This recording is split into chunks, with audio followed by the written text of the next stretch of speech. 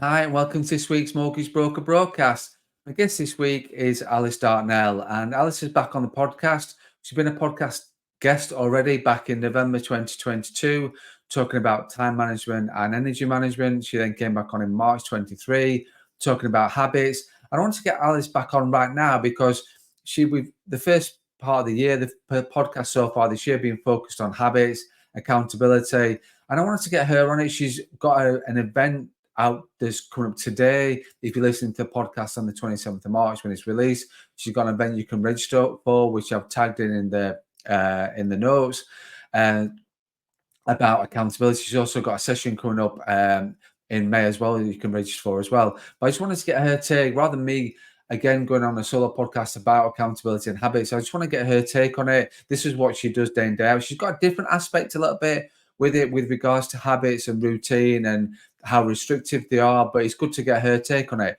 Before we do that, though, as always, here's Lee Rowland with this week's Mortgage Broker Bulletin. Thank you, Craig, and welcome to the 8th edition of the Mortgage Broker Bulletin. I'm absolutely getting drenched. I'm outside and it is raining quite heavily. But anyway, let's get on to the bulletin. I had a couple of things to talk about this week. Firstly was that inflation has come down. Hopefully we'll see some consistency going forward now with some confidence in the market. Although last week again it was unpredictable. A couple of lenders putting their rates up, criteria changes.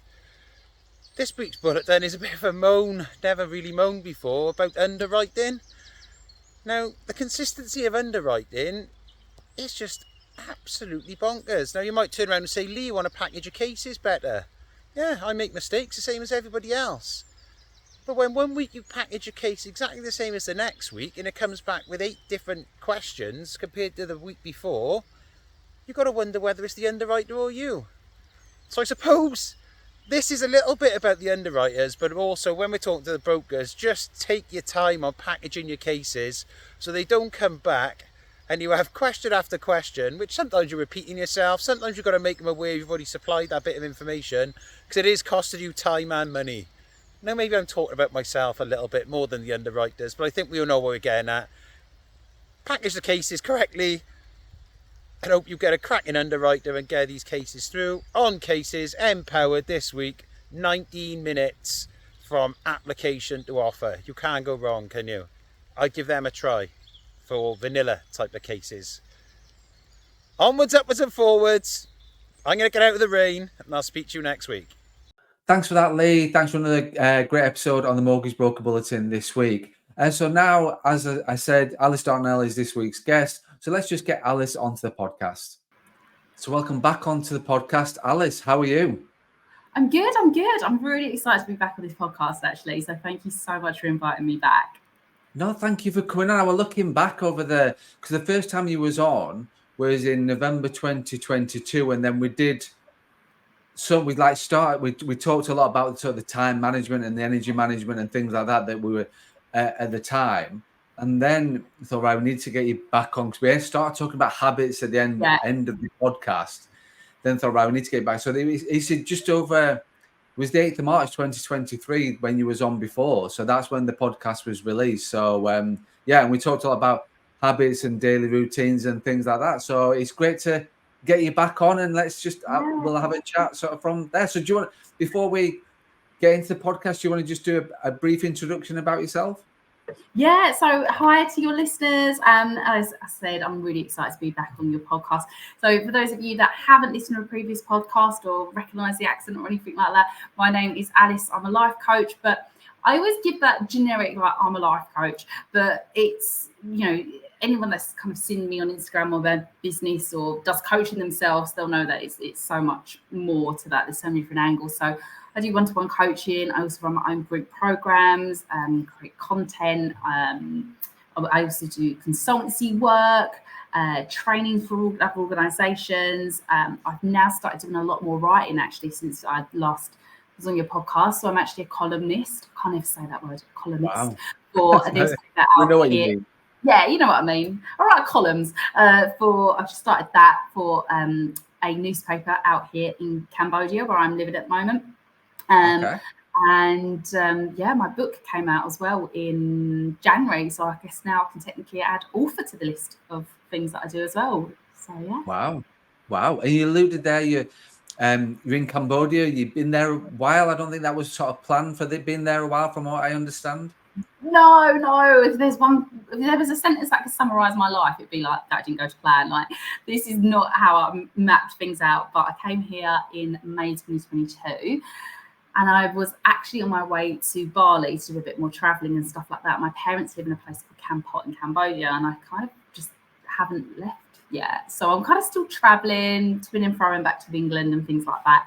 But I did actually reflect on that, because November 2022, I was living in Valencia for a little stint because I was enrolled into language school. And then podcast number 2, I remember distinctly doing it in my nan's hallway with this horrible bloody lime green corridor, and I was in my nan's tiny little corridor doing it there in Kent, and then I was like, oh no, this one I'm doing in Cambodia. So it's like it's traveling with me as well. So exactly. And that was because I can remember recording that, thinking you were in Valencia at the time, thinking, moving to like sort of it is travels with Alice while we're sort of doing the podcast. So let's get you back on in next year, and then sort of like the first quarter of next year, and see where you are then. Who knows? So thanks for agreeing to come back on. What I wanted to do is just good timing, really, because I know you've got this podcast. We're recording it a week before, but the podcast actually goes out the morning of the 27th of March, which I know you've got your session coming out, which we'll obviously put for those people that are listening to this at 7:00 when this podcast comes out, or first thing in the morning when the podcast comes out on the 27th. Excuse me. I'll put the link in the show notes to then. You've got a session going on at 10:00. We'll have what's all that about? Yeah, I'm so this is something that I have never done before or never seen before. So I'm really excited about this. So as a business owner, I get people telling me all the time, like, oh, it's so lonely being a business owner. And in all honesty, I've never really experienced that. And I think it is because I just make sure I'm really plugged in. Like I have always joined masterminds or had an accountability buddy, or just have people that I can spitball ideas about. And I think there's such power in sharing ideas and getting feedback and market research. So I wanted to put like a masterminding event on for people, but also use it as an opportunity for like a bit of hot seat coaching, and also just connect as well. I'm all for like collaboration, not competition. So it's just kind of everything rolled into one, really. So a bit of networking, a bit of coaching, a bit of masterminding. So it's going to be a place where you can come share your idea or get feedback, or hey, I've got this goal that I'm working on. Any ideas? It's just more brains are better than one. So it's just a way to kind of bring people together for that. So yeah, I'm really excited for that. And yeah, just wanted to do something a little bit different. No, absolutely, it's totally different, because I've done over the past, like the podcast so far this year. It's funny enough, next week's podcast that comes out is about reflecting, of course, it's the end of Q1 for the year. So it's about reflecting. And I was reflecting on the podcast, which I shared on the podcast, or which I will share on the podcast next week. And it's about, like, the podcast has been about habits. The first 4 weeks of the year was about habits, but then the last 4 in between guest episodes that I have has been about accountability. And I talked about like self-accountability, or then having accountability partnerships, or working with a mentor. And I sort of put those 3 different options out there in terms of the self-accountability partnerships or working with a mentor, whether this is something like, I've never seen anything like this before. It is very unique in terms of building it's built like a bit accountability partnerships, but then also a bit of a mentoring and a bit of coaching going on as well. It's quite unique. Yeah, thank you. Yeah, no, I'm really excited. So we'll see how it goes. But yeah, I'm such a big believer in like the power of sharing ideas. And I think because I've come from a corporate background where typically it was like, oh, you've got to keep your good ideas to yourself in case somebody steals it or takes credit for it. So I definitely came from a background of competition, not collaboration. And so having my business has been like such a breath of fresh air. And I love the idea of collaboration and sharing ideas and getting feedback. And at the moment, I'm organising an event for when I go back to England in May. So I just kind of put it out there on Instagram and just was like, what do you think? What are your ideas? And I've just had so many good ideas from people that, to be honest, I would never have thought about including in my event. And it's really helped shape how I want this event to look like, because let's be honest, I've got good ideas, but I'm not like the number one genius in ideas. Like, everybody's got a good idea, do you know what I mean? So just having that feedback off Instagram was great. It's like, oh, cheers everyone. So yeah, all for collaboration. Absolutely. I think that's having that right mindset, Alice. It is about collaboration. You just said that you're not the number one for the idea person in the world kind of thing. It's about, and I have to talk about it, like, obviously from what you're doing, you are one of the unique guests that I have on the podcast that is not from mortgage services or financial services or that industry background. So I talk a lot about abundance mindset and brokers collaborating with each other, and some people are doing that now in a positive light. We see the negative ones, but we also see the positive ones, which you're talking about there, about what a great idea of getting this sort of group together, collaborating and sharing experiences and ideas. But I've talked about that from a mortgage broker point of view, because people are going through similar sort of things and similar challenges, and you have to have that abundance mindset. They're not the competition. They're not somebody you are. There's enough business to go around, kind of thing. So you've got to have that right mindset to be able to do that. And luckily, you have got that mindset. Have you always been that way in terms of that sort of collaboration? Yeah, good question. I think I probably have. I think that probably is my natural tendency, but I think it probably got beaten out of me for the 8 years that I was in corporate, because I think I probably went in young and bright-eyed. I was like, oh, let's collaborate. And it's like, oh no, everyone's working in silos, doing their own thing and stealing each other's ideas. Okay, well, that's not how it works. But I think I've definitely, you've got a natural tendency, haven't you? And I think my natural tendency is, let's share ideas, let's collaborate, let's do things as a team, as a group. I work really well on my own. It's not that. It is just, I just think there's power in spitballing ideas with someone and just going, oh, can you run this by you? And what do you reckon to this? And we can't see what we can't see. So sometimes it's getting good ideas, but it's also getting somebody to go, well, how's that going to work if ... Or, just not to be a pessimist, but just kind of like point out some things maybe you haven't seen. And then you're like, oh, okay, right. Okay, now I can put a solution in place for that. And yeah, I think I've naturally probably been that type of person. But as I say, corporate probably beat it out me, and now it's back. Now I've got my own business and I'm my boss. Yeah.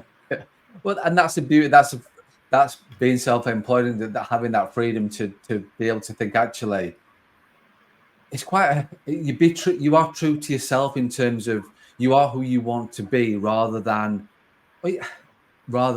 somebody, like I said, beating out of you is a great analogy from that point of view. But suppressed is people sort of, if you've got that boss that likes their way of doing things and not adaptable to change. We've all been there. We've always worked with those people that it's this way and there's no choice, and you can't share ideas, you can't be proactive with your ideas, they can't be adaptable to change.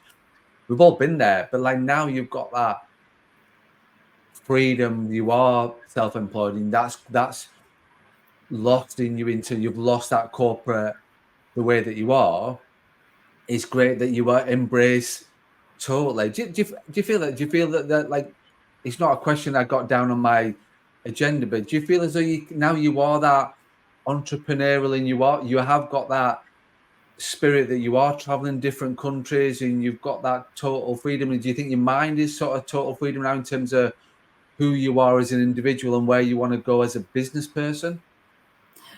Yeah, I think so. I think when you first start your business, regardless of what it is, as a mortgage broker or I'm a coach, I think you always base your future expectation on what you have experienced and know. So whilst I had these ideas and these drives for having my own business, such as I wanted freedom, autonomy, creativity, to run my own hours, etc., you don't really know what it's going to be like until you experience it. So it took me quite a while, for example, despite specialising in time management, to get out of the 9-to-5 thinking and find my own rhythm and to find my own agenda. And again, even though my natural tendency probably is to be a collaborator, not a like competition type person, I had to go back to that because I'd got it taken away from me. So if your listeners, for example, are thinking, oh God, I can't collaborate, as a mortgage broker, I've got to, keep my trade secrets to myself or whatever, and there's not enough to go around. So you might need a shift in mindset, for example. But yeah, I think I definitely have that mindset of freedom now and opportunity, and not feeling so restricted in what I do in my business, and having that freedom of choosing what I like to do in the business and what I don't like to do, who I want to work with, who I don't, who I do want to collaborate with, and stuff like that. Yeah, it's a good feeling. It's very powerful, very empowering. Good, definitely. I think it is, and I'm just interested to. I know what my thoughts and feelings are with regards to. I lost the corporate shackles 7 years ago, and it's then having that. It's great having that freedom of being self-employed, having your own business, but then there are a lot of challenges that, and accountability is one of them, but there are a lot of challenges that are faced with that. So it's how I see brokers that are still in that same corporate mindset because they're mortgage brokers. They're running the business the same way that they were managed and suppressed when they were been in the corporate world. They're still creating business plans that are just not for them. It's just what they think they should be doing, rather than it's not about them. It's not about their work-life balance. It's just they're filling things in what they think they should be doing because they've been told that way, and they're not losing those habits. Where these brokers that I work with, that literally the shackles were off, the celebration day of I'm now self-employed, and really embrace that and really gone with the full flexibility, really embrace the freedom, learn from they made mistakes, learn from them as I have. I have fully embraced the freedom. I've made some amazing mistakes. I've had some amazing wins, but when I look back over the last 7 years and thinking where I was then, and I journal quite a bit, and I look back over and I started to journal when I went self-employed, just to and I look back over those journals. I've got a drawer full of 6-month journals in my drawer, and I look back and thinking, wow, it's sort of what I've sort of where I was then and where I am now. It's a real motivation because it puts a big smile on my face, thinking, oh my God, think about where my mind was then and where it is now, and how much I've learned by experiencing it, embracing it, reading as well. You talked then about being an author, but I never read before, a little bit, but I didn't. And so I've learned so much by reading. And like you said, I feel as though I've collaborated with those individuals of books that I've read, because with books, I've always found that there's been life-changing ones for me, but it's sort of like I'll read the book and it'll take me a little while to read it, but then there'll be little snippets that I'll take from each one. I'm going on a total tangent, but I know what I mean by this in terms of the freedom of having the mindset, because you're not suppressing them. So you're reading books thinking, actually, I can put what I'm learning from reading this book, I can put into practice because I've got the freedom to do that. Yeah. Sorry, I went on a little bit, got passionate a little bit about books and things like freedom there, but I just think it's good that you've embraced that, because there's people that I see that don't embrace it and just have that self-employment world, but still continue in that corporate lifestyle. But then there's ones that fully embrace the freedom and really go with changing that work-life balance, like you've talked about, having the habits that you've talked about as well. One question I was going to ask you is, because obviously you've been traveling around a bit, you've been doing but you're still managing to run your business, you're still managing to do things you wanted to do. I'm guessing that's down, like, habits have helped massively with something like that. Oh my God, absolutely. Like, I would say, like, your habits are a cornerstone to success. I think it's Charles Duhigg that says that in his book, The Power of Habit. But your habits, I think let's take a step back. I think when we talk about habits, we think they're restrictive, because I think we associate habits almost with a bit of a negative connotation, that they're restrictive, and we assume that people that it's very black and white, very all or nothing. So if you're somebody who's got positive eating habits, then you're somebody who never eat cake, for example. Or if you're somebody who has the habit of going to the gym X amount of times a week, then you never have a slob on the sofa day. But for me, habits are more about lifestyle. Like habits for me are the behaviors and the actions that you take on the regular, and regular could be daily, weekly, monthly, but these are the behaviors and actions you take regularly in order to create the lifestyle that you want. So habits don't have to be restrictive. It's not like, I have to do the same thing every day at the same time. Like I'm not actually a big believer in routine in that sense. So for me, for example, the way that I'm able to travel, maintain the positive habits in my life, like going to the gym, eating well, keeping up with like the personal development stuff that I want to do, like reading books and learning Japanese and listening to a podcast every day, and also grow my business. I think it just boils down to habits in the sense that they're not restrictive, but I know what actions are going to bring me a return on investment. So I make sure I do them every day or every week, and I do them regardless of where I am. So for example, I make sure that I fit in exercise, 3 to 5 times a week. I make sure I do 15,000 steps a day, well, 10 to 15,000 steps a day. I make sure that I do my weekly planning. These are all like really positive habits, and regardless of where I am in the world or what I'm doing, I will make sure that I plan that in. So it doesn't feel like, it just feels natural. Like it doesn't matter if I'm at my nan's, in Gravesend, Kent, or if I'm in my mum's in Cambodia. Like I will still make sure that I fit some exercise in and do my weekly planning and blah, blah, blah. Because it's just a way of life. So habits really are just a lifestyle choice. They're just a way of life.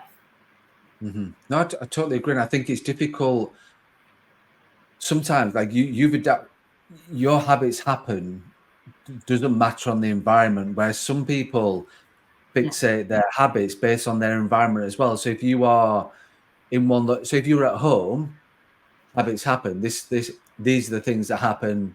This is your routine, this is your structure, or these things happen daily, weekly. When you're not at home or you're in a different environment, sometimes the habits can slip because you associate the habit with the environment as well. Whereas, and I love the answer to the question I asked that, because I asked that for a reason, because I work with some people that then have the habits and have the routine and the structure when they're in a certain environment, based from home or in the office or whatever the case may be. When that is then they're in a different environment, the habits can slip, whereas you're not seeing them as restrictive as the habits aren't. It's a lifestyle thing. So it's not a case of, well, this is my environment and this is my routine and my structure because I'm here in this environment. You've got thrown into different environments, but your habits still happen. So I'd love actually how you've adapted that, and actually think they're not restrictive. I still want to do those things. And these people that I know that I work with, that like they still go on holiday and still do the same routine with their structure, and think their habits still happen. Doesn't matter where they are, because they are lifestyle habits. And it makes me feel like that's something that people do struggle with. The habits and the routine don't happen because they're in a new environment. Yeah. So for me, it all boils down to what I call creating a life by design. And that for me is how I want to live my life all the time, not how I want to live my life at work and how I want to live my life off work and how I want to live my life on holiday. It's one life. It's like one pot, So for me, it's like, this is how I want to live every day. And I remember once actually when I was working in corporate and I said about using the hotel gym when I was on holiday, and she went, "Oh, you exercise whilst you were on holiday?" And I was like, "Yeah, because I like it. Like it's part of my life. So why would I not?" It's that kind of thing. Like, why am I only doing certain things, when I'm on holiday or when I'm not? So I try to keep the same structures that I know work for me, regardless of where I'm traveling or what I'm doing. If it's a Saturday or work day, it doesn't really matter. So, for example, I know for me to function at my best in the morning, for the rest of the day, I have to start my morning really well, because I am not a morning person. I am that person. So I have to do a little meditation, a little visualization. I have my lemon water in the morning. So I don't care if I'm at my nan's on holiday, working, chilling. I still want to do that, even if it's just 5 minutes. So I'll be that person that even if I'm on a weekend away, I will take my own lemons and knife so they can cut it up in the hotel and do it. And I will take headphones so that I don't piss the other person on. I'm listening to my meditation or whatever, because it is just the way of life. And it's like, oh, why would you want to do that if you were on holiday? Because it makes me a better person. And when I don't do it, I'm grouchy. It doesn't make good for anyone. So for me, like, how do I do it? I'd say it boils down to structure, energy management, and planning. And the reason why I say that is because I actually talk about this on my online time management course, because I am not a fan of planning, routine. And a lot of people, especially in the time management world, or people trying to improve their time management, will assume that they need a good routine. But kind of like what you alluded to, Craig, like as soon as you get out of your routine, it all goes tits up. So it's hard. You get in a really good routine and then it's half term. And because the kids are off school, you can't do your usual whatever. Or you're in a really good routine, but then Christmas comes. Or you're in a really good routine and there's something that happens at work, and so you're pulled into the office earlier, or you're working later. And let's be honest, there's always something in life to make a good excuse for not sticking to the routine. And it's because we're led by the environment. So then when we are out of the environment or out the normal loop of the routine, that's when it crumbles. So for me, because it's a lifestyle choice, it doesn't matter for me what time I get up, where I am in the world or whatever. There's still certain things that I'm going to do. And I would structure my day, my life, my week around those things that I want to include and those habits I want to include. And this is why planning is so important. And on a Sunday, I religiously do my Sunday planning, horizon scan, helicopter vision, look at the week ahead, see what's coming up, and right, where am I? Gut Tetris, like where am I fitting all these bits in so that I can make sure I'm like keeping up my positive habits. And the other thing for me is I talk a lot about energy management, like I kind of touched on in a previous podcast with you. But for me, time management isn't just about managing time; it's about managing yourself and your energy. So I know that in order to kind of maintain my positive habits, sometimes there needs to be flexibility, because life isn't the same day in, day out, week in, week out. And I'm always super honest with like my audience on Instagram. And the last few months, for example, for me, maybe the last 5 months, have been weird. Like I got diagnosed with typhoid and I didn't know I had it for months. Wow. My mum has been in and out of the country because unfortunately her sister was losing her battle with cancer, and unfortunately she lost it a couple of weeks ago, and you know, we've got a bereavement in the family. You know, on paper, they're perfect excuses to be like, well, I've had a lot on, so that's the reason why I haven't done X, Y, and Z. So, for example, like with the typhoid, I was on and off tablets for ages because they couldn't get rid of it because I had it for such a long time. And the tablets that I were on were getting stronger and stronger, longer and longer. And one set of tablets I was on, they were like, yeah, your ligaments could rip, so it's best you don't go to the gym. I was like, what? Like, my gym is like my, like, you know, happy place, like strong body, strong mind. Now, it would have been so easy to make that excuse of like, well, okay, I can't go kickboxing, can't go to the gym, so I won't do anything. And it's like, okay, well, the slots that I would normally do the gym, what can I do instead? Maybe it's just gentle yoga or Pilates. So my point here is listening to your energy. And there were some days, because of the insomnia, because of the meds, because of the side effects, because of the like potentially life-threatening disease, like there were some days that I was like exhausted. So it's like, okay, what can I do to modify? I usually do 20 minutes of Japanese study. My brain is dead today. I'm only going to do 5. I normally do a 60-minute sweat fest in the gym. Today I can only do 15 minutes yoga. Do you get what I mean? Like it's okay to modify the habit, but I think we get so caught up on the restrictiveness of a habit, of it, it's got to be like this, that we forget the flexibility, and then we forget to mix it up with what our energy's got at the time. And you know, I've just gone for a really energy draining 5 months, but I've still technically maintained my habits because I've just flexed and adapted to my energy. Yeah, absolutely. No, I 100% get what and understand what you're talking about, because is like experiencing something very similar in terms of not obviously like illness like that. But I had an accident. The people that I've not really talked about this with very few people. I've not talked about it on the podcast, but I had an accident at the start of the year, and it threw my whole, like, my habits were, and my routine and my structure was literally thrown out in terms of what I did in the morning.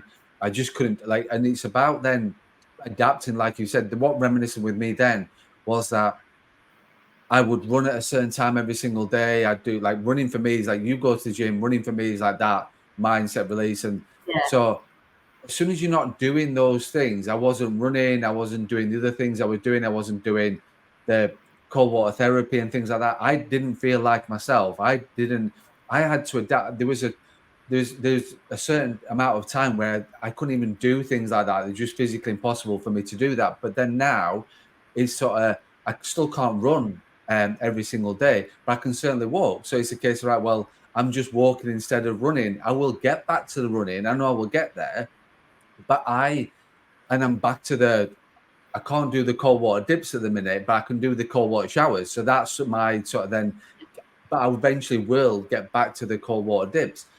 So it's because, but I enjoyed my lifestyle. Like I say, I didn't feel like me when that button was paused and what happened with, like, where I wasn't able to do what I would enjoy doing day in, day out. I felt like my life was paused.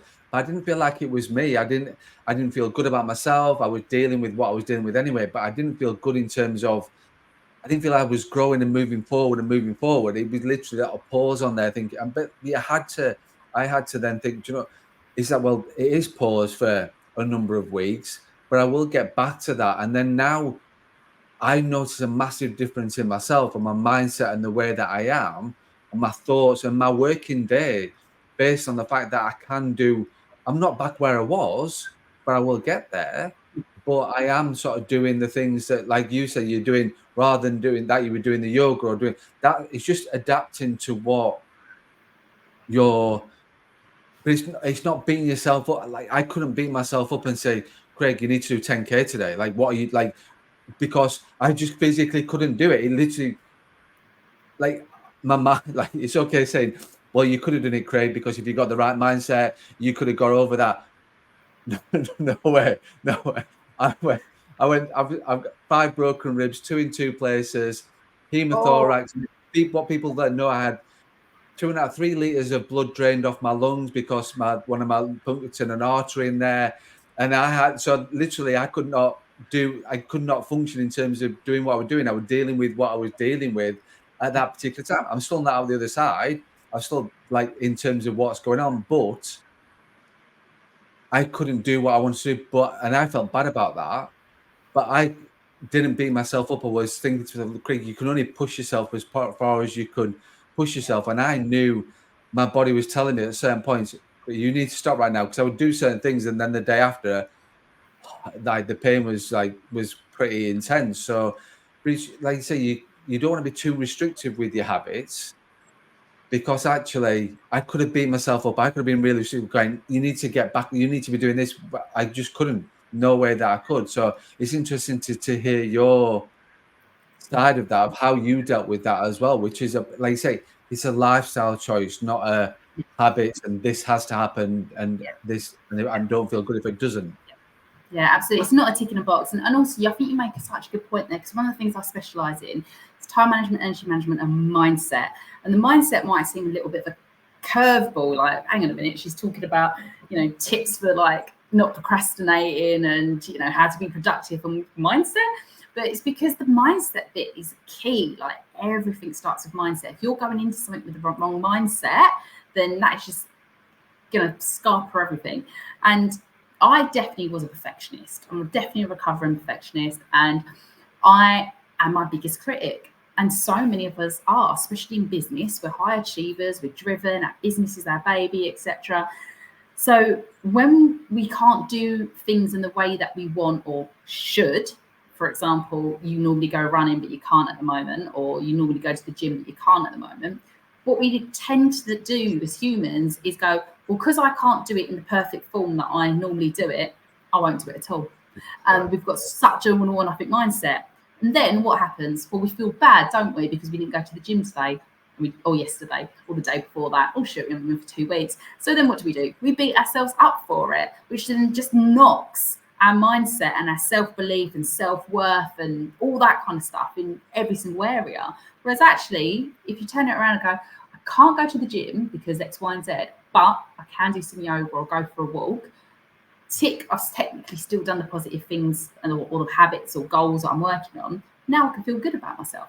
So mindset is like such a big thing. Like we've got to get rid of that all or nothing mindset as well. Like I'm definitely talking to myself here as well because I am from that camp. Absolutely, and it's we've sort of taken quite a lot of time to like talk about sort of like mindset, and it's good to hear your experiences from what you've been through recently, because it wasn't part of the agenda for me to talk about this, but actually, as always, Alice, it's with you, it's sort of we start talking about one thing and then it's just sort of it then just goes on and on and on. So yeah, so one that, and you alluded to a little bit, and I wanted to make sure we sort of stay on point a little bit and pull it back in, because one thing that you do, like I talked about, you alluded a little bit before about the event that you're doing in May back in the UK, and do you want to just explain a bit about that and what that's all about and what's going on with that, because it is relevant to what we've been talking about in the podcast today and about the podcast over the past few weeks. Yeah, oh my God, absolutely. So for me, this event is what I preach. It's about creating your life by design. And I think sometimes we know how we want life to look, but we don't give ourselves the permission, or we don't know how to do it. And I want this event to be really practical. I want it to be really inclusive, really hands-on. I want it to be like really immersive, because so many times you go to an event, you hear a motivational speaker, you feel all riled up and like, yeah, and then you leave the event and then you're like, just like a deflated balloon. Like, absolutely, yeah. Everybody's been so, there. Everybody's been there. Yeah, or in 6 months' time, you haven't actually done any of the things that you like learn on the event. So I was like, right, how do we make this different? So yeah, that's why I want to make it practical and immersive, and a small intimate event where we can like learn from one of our other. Like I said, it's collaboration, not competition. And whilst you might, and when I talk about collaboration, I don't necessarily mean like, hey Craig, let's collaborate and we can like do this project together. Collaboration could just be, hey, what's your idea? Let me help you brainstorm it. This is my idea. Please help me brainstorm it. That collaboration is simple as that. So I want the event to kind of touch on that. I want it to be a safe space for people to share ideas and level up and create their life by design and collaborate with one another and share input, mastermind, all those kind of things. And I also really want to give people like the skills and the theory so that they can then go out and create that life by design. So through their time management and their energy management and the right habits and their mindset and stuff like that, because these are the fundamentals to creating what you want. Like these are the fundamentals that you need to grasp to create your life by design. Mm-hmm. Absolutely. And I think I said before when you said about people, we've all experienced that place where we've been to some event, we've made loads of notes, we then come back into the day-to-day routine, and then we don't change anything, we don't adapt, we don't put anything into practice. We've got great ideas, but we don't take the time to do that.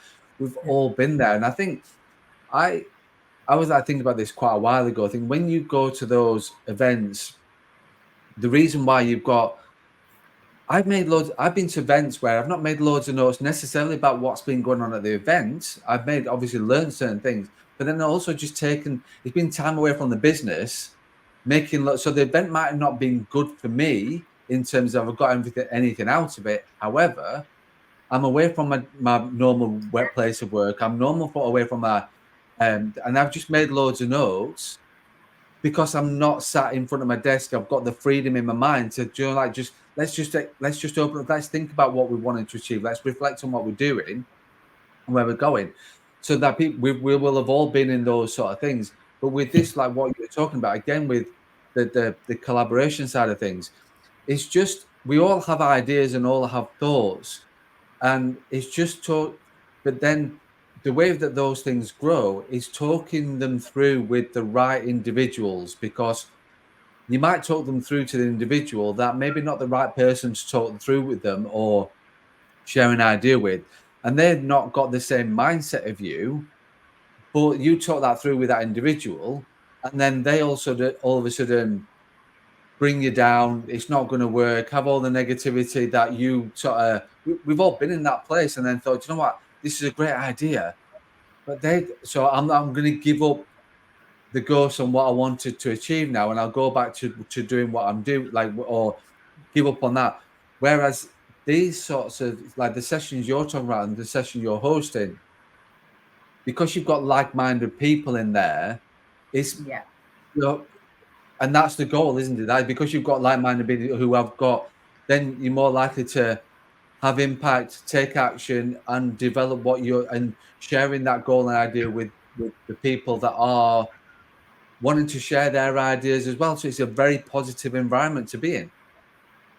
Yeah. And let's be honest, sometimes it can be the closest people to us and our loved ones that are obviously trying to protect us, but they're the negative Nancy's. So it's important, I think, to surround yourself with those people that are cheerleading you, but some who, you know, as I said, so I've got some great ideas of people on Instagram. And one lady said, I love personal development events because it just gives me an excuse to get away from the laptop, even if it's the same city, but just get away from the laptop and recharge and refresh my brain and the energy and my batteries. And I was like, oh my God, that's so true, isn't it? Because we just do the same shit day in, day out, even if we love what we do, and I love what I do, but it can be a bit samey. And if you want to create new neural pathways and new ways of thinking, you've got to have new experiences and put yourself out there.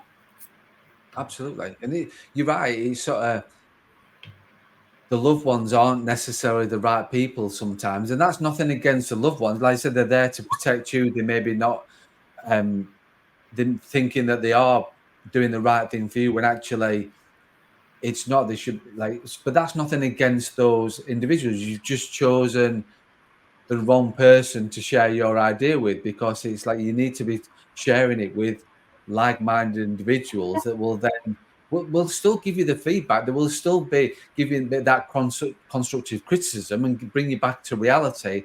However, it will be in a positive sort of environment to then help you think, actually, you might need to tweak that, or you might need to look at doing that, or this is what I would think of it.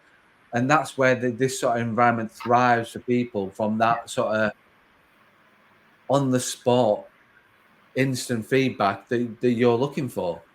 Yeah. I mean, even this is such a silly example, but the other day I walked back home, and okay, admittedly, it's Cambodia, it's bloody hot all the time. So I arrived and I was sweating, but you know, it's because it's like 35 degrees here. So anyway, so I got home and my mum was like, oh, did you walk back? You're like, yeah, because as I said, you know, one of my habits is getting my steps in and movement. And she went, oh, walking's not good for you. It's bad for your knees.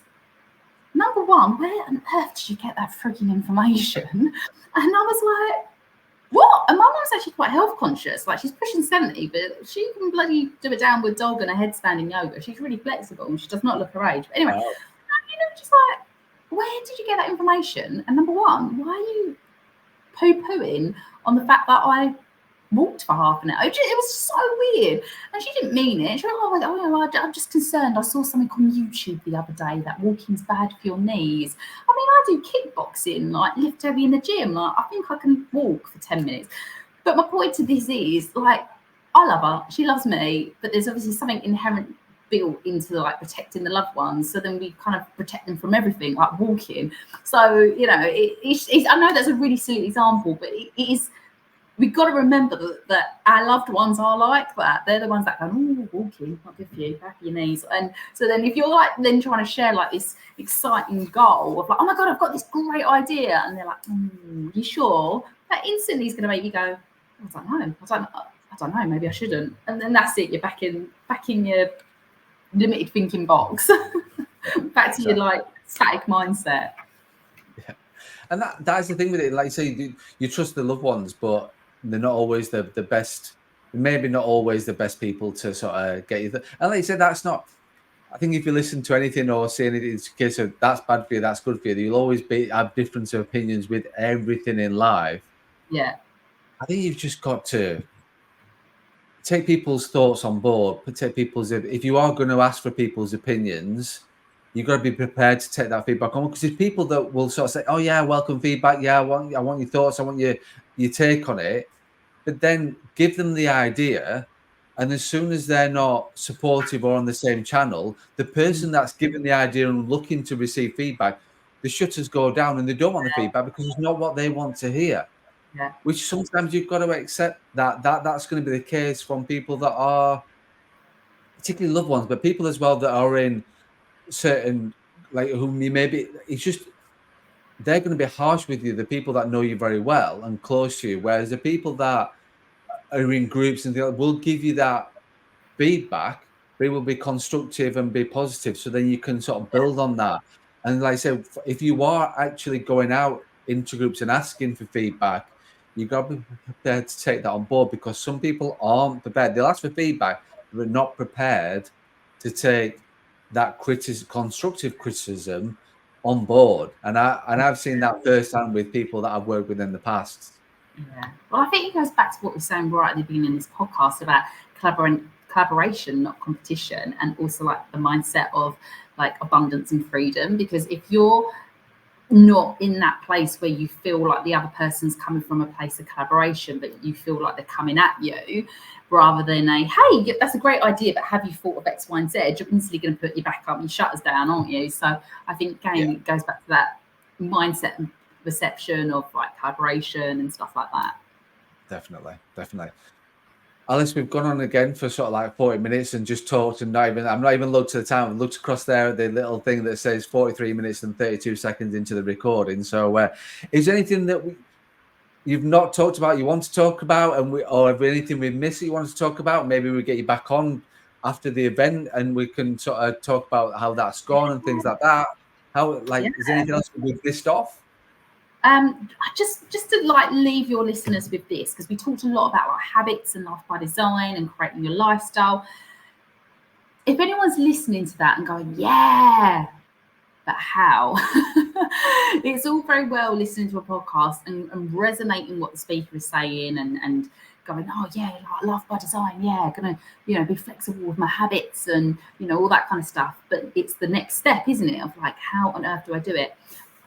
For me, it always, when I work with myself, work with my clients, it always boils down to what your values are, because everyone is so different. So you can't copy someone's life by design. You can't say, well, I think Jodie's got it sus, so I'm just going to copy what she does, because her values might be really different to yours. So creating a life by design and the habits and the mindset and all that kind of juicy stuff that we've talked about today, just really get curious about what you value and where you place your value. And for me, it's things like traveling, personal development, having adventure, helping others. So that's how I know I'm creating my lifestyle that I want, and I'm doing the right habits, because it ticks those boxes for me.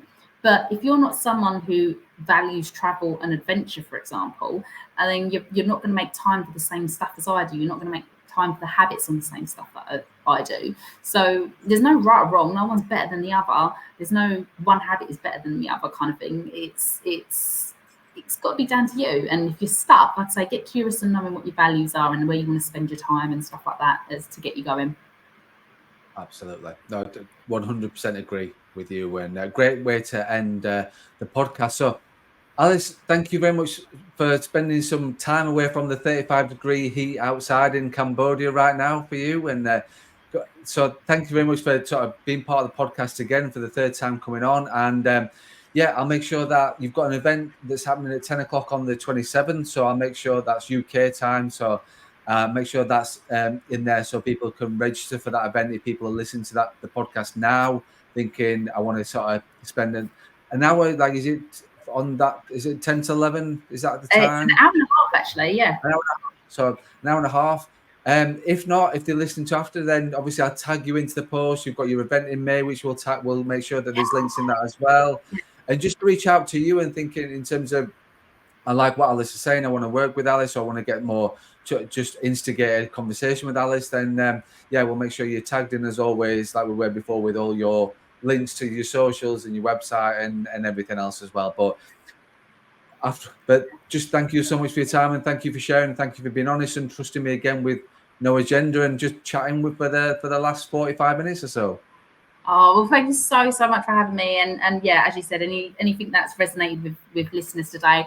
I am an open book. I love chatting to people. So I'm a people person. So come find me on social media and say hi. And yeah, we're just more than happy to answer any questions or anything like that. But yeah, thank you so much for having me.